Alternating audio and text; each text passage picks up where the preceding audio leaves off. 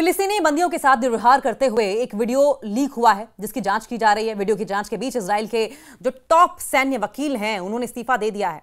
Israel के शीर्ष सैन्य कानूनी अधिकारी मेजर जनरल यिफत तोमर यरूशलामी ने एक वीडियो लीक होने की जांच के बाद रिजाइन कर दिया, इस्तीफा दे दिया, जिसमें पर्पटली सैनिकों द्वारा एक फिलिस्तीनी बंदी के साथ, एक फिलिस्तीनी होस्टेज के साथ बुरा व्यवहार किया जा रहा है, दुर्व्यवहार करते हुए दिखाया गया है।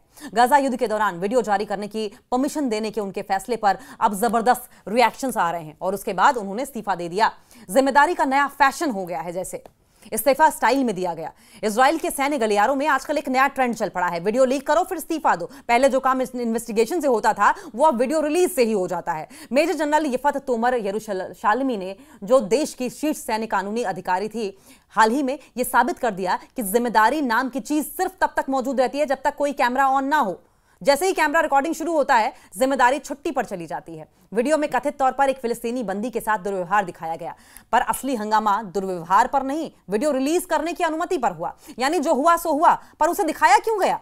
शायद आने वाले समय में सेना में एक नया विभाग बनेगा, image management and reality filtering unit, जिसका काम होगा यह तय करना कि कौन सी सच्चाई जनता को दिखानी है, कौन सी सच्चाई जनता को देखनी चाहिए और कौन सी सच्चाई सिर्फ रिपोर्ट्स में दबाकर रखी जानी चाहिए।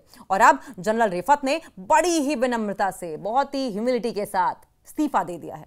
देश में तालियां बज रही हैं, देखो कितने ईमानदार हैं, गलती का पता चला तुरंत पद छोड़ दिया। हाँ बिल्कुल, जैसे कोई रेस्टोरेंट मालिक ग्राहकों को फूड पॉइजनिंग देने के बाद कहे कि अरे छोड़िए, मैं अब रसोई में नहीं, मैं मेन्यू डिजाइन करूंगा। गजा में युद्ध जारी है, मानवाधिकार रिपोर्ट्स फाइलों में बंद हैं और मीडिया डिबेट्स क्या इस्तीफा काफी है पर चल रहा है। पर असली सवाल यह है कि अगर वीडियो न लीक होता तो क्या कुछ भी होता? शायद नहीं, क्योंकि सच्चाई आजकल सबसे बड़ा अपराध है, खासकर तब जब वो रिकॉर्ड हो जाए। इजराइल के टॉप सैन्य कानूनी अधिकारी मेजर जनरल यिफत तोमर यरूशलामी ने फ्राइडे को इस्तीफा दे दिया, रिजाइन कर दिया, क्योंकि गजा युद्ध के दौरान सैनिकों द्वारा एक फिलिस्तीनी होस्टेज के साथ दुर्व्यवहार करने वाले वीडियो के लीक होने की आपराधिक जांच चल रही है। सेना के एडवोकेट जनरल रह चुके तोमर यरूशलामी तब से छुट्टी पर थे जब पुलिस ने इस हफ्ते की शुरुआत में एसडी तेईमान हिरासत केंद्र से निगरानी फुटेज लीक होने की जांच शुरू की थी। इस घटना के लिए 5 रिजर्व सैनिकों पर आरोप लगाए गए हैं। अपने इस्तीफे से पहले रक्षा मंत्री इजराइल कॉट्स ने कहा था कि उन्हें अपने पद पर वापस नहीं आने दिया जाएगा।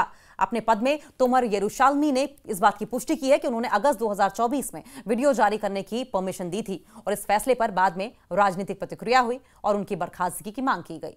उन्होंने युद्ध के दौरान भी कानून के शासन को कायम रखने की आवश्यकता पर, नेसेसिटी पर बचाव करते हुए लिखा कि मुझे खेद है कि यह बुनियादी समझ है कि कुछ ऐसे कृत्य हैं जिनका सबसे घृणित बंदियों के साथ भी कोई व्यवहार नहीं किया जाना चाहिए, अब सभी के लिए विश्वसनीय नहीं रह गई है।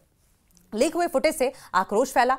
इजराइल के N12 न्यूज द्वारा एक लीक हुए वीडियो जिसको पब्लिश किया गया था, ब्रॉडकास्ट किया गया था, उसमें सैनिकों को एसडी तीमन कैंप में होस्टेजेस को ले जाते हुए दिखाया गया।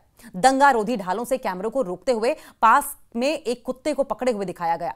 इस कैंप में 7 अक्टूबर 2023 के हमलों के बाद पकड़े गए हमास के उग्रवादियों के साथ साथ आगामी संघर्ष के दौरान हिरासत में लिए गए अन्य फिलिस्तीनी भी रखे गए थे। इस फुटेज से व्यापक आक्रोश भड़क उठा। दक्षिणपंथी राजनेताओं ने इस जांच की निंदा करते हुए इसे सेना के साथ विश्वासघात बताया, जबकि प्रदर्शनकारियों ने 2 सैन्य परिसरों पर धावा बोल दिया और कानूनी विभाग पर गजा में लड़ रहे सैनिकों को शैतान बताने का आरोप लगाया। तोमर यरूशलामी ने कहा कि उन्होंने आईडीएफ की कानूनी शाखा के खिलाफ बदनाम करने और दुष्प्रचार करने का मुकाबला करने के लिए रिहाई को अधिकृत किया। रक्षा मंत्री कॉट्स ने बाद में कहा कि जो कोई भी इजरायली सैनिकों के खिलाफ खूनी झूठ गढ़ता है वो आईडीएफ की वर्दी पहनने के लायक नहीं है। दक्षिणपंथी राष्ट्रीय सुरक्षा मंत्री इतामार बेन-ग्वीर ने उनके इस्तीफे की सराहना की और सेना के कानूनी नेतृत्व की आगे की जांच की मांग की। उन्होंने 7 अक्टूबर के हमलों में शामिल लोगों के लिए मौत की सजा की मांग करते हुए बंधे हुए फिलिस्तीनी बंदियों के ऊपर खड़े होने का अपना एक वीडियो भी पोस्ट किया। होस्टेजेस के साथ दुर्व्यवहार, उनके साथ टेरेनी, बढ़ती जांच, मानवाधिकार संगठनों ने एसडी तेईमान जैसे हिरासत केंद्रों में दुर्व्यवहार और बदसलूकी की खबरों पर बार बार चिंता जताई है। इजरायली सेना ने यह बात एक्सेप्ट की है कि ऐसे दर्जनों मामलों की जांच चल रही है, लेकिन इस बात से साफ साफ मना कर दिया है, इनकार कर दिया है कि दुर्व्यवहार व्यवस्थागत है।